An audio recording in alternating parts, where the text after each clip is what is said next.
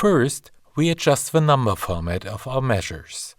We still use the default settings, which you can also change in the Qlik Sense table. Click on the quantity measure in the Data section of the properties on the right to open the properties for this measure. Click on the drop-down Number format and select Number. Now click on the Format drop-down and select 1000. This value is representative for numbers without decimal places. So quantity is now displayed without decimal places. Click on Quantity again and close the properties for this measure. Now open the properties of the measure Sales. Please select Number as the number format.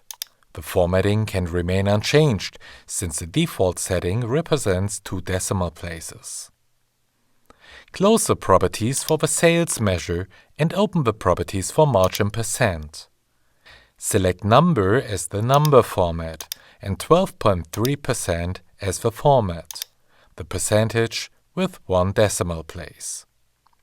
This way all measures are properly formatted, and we can deal with the Vizlib properties of the measures in the next videos.